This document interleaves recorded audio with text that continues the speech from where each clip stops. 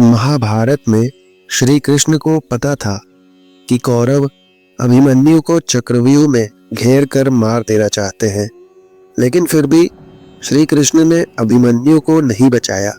आखिर श्री कृष्ण अभिमन्यु को क्यों मारना चाहते थे और किस वचन की वजह से श्री कृष्ण ने अभिमन्यु को चक्रव्यूह में कौरवों से नहीं बचाया? मित्रों, चक्रव्यूह एक बहुस्तरीय रक्षात्मक सैन्य संरचना है जो ऊपर से देखने पर गोल चक्र के समान प्रतीत होता है।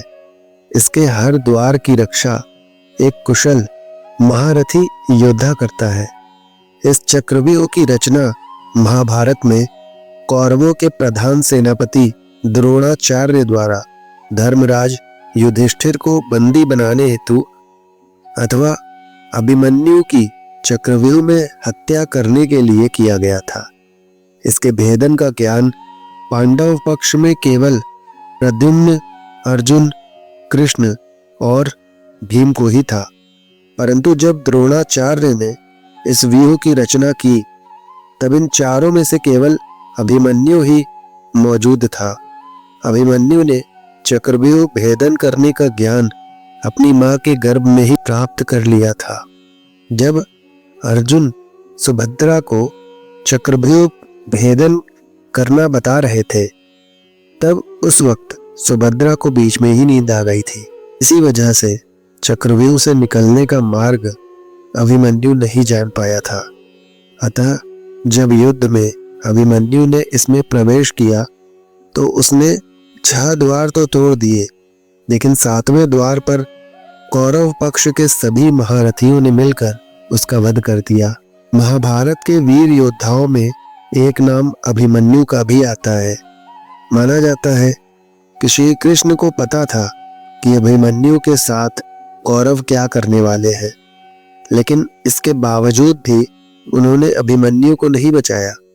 श्री कृष्ण ने अभिमन्यु को क्यों नहीं बचाया?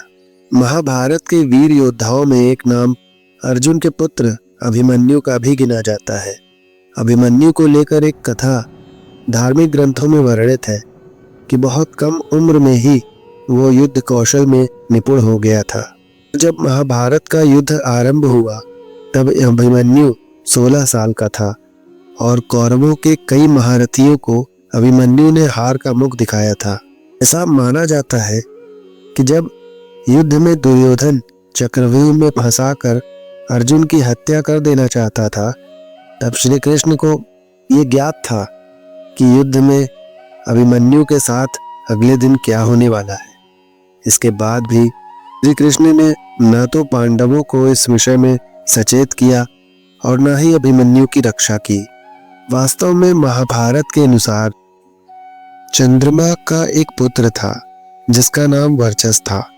धर्म की रक्षा के लिए जब ये तय हो रहा था कि हर एक देवता के पुत्र धरती लोक में जन्म लेंगे, तब चंद्रमा ये नहीं चाहते थे कि पृथ्वी लोक में उनका पुत्र जन्म ले, और वो अपने पुत्र से बहुत प्रेम करते थे और उसे अपने आप से अलग नहीं करने देना चाहते थे। लेकिन भगवान शिव की आज्ञा को चंद्रमा टाल नहीं सकते थे। ऐसे में अपने पुत्र को वो अपने से दूर कैसे करते? वो पृथ्वी लोक में पुत्र को भेजने के लिए अन्य देवताओं के समक्ष ये शर्त रख देते हैं कि उनका पुत्र अभिमन्यु के रूप में जन्म लेगा और बहुत ही अल्प समय के लिए वो पृथ्वी पर रहेगा।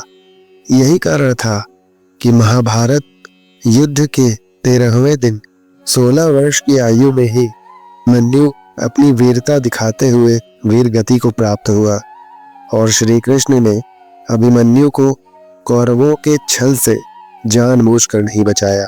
तो इस वजह से श्री कृष्ण ने महाभारत युद्ध में अभिमन्यु के प्राणों की रक्षा नहीं की थी।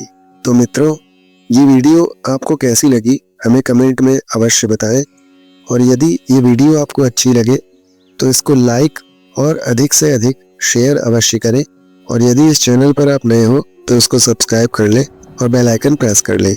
धन्यवाद। राधे राधे मित्रों।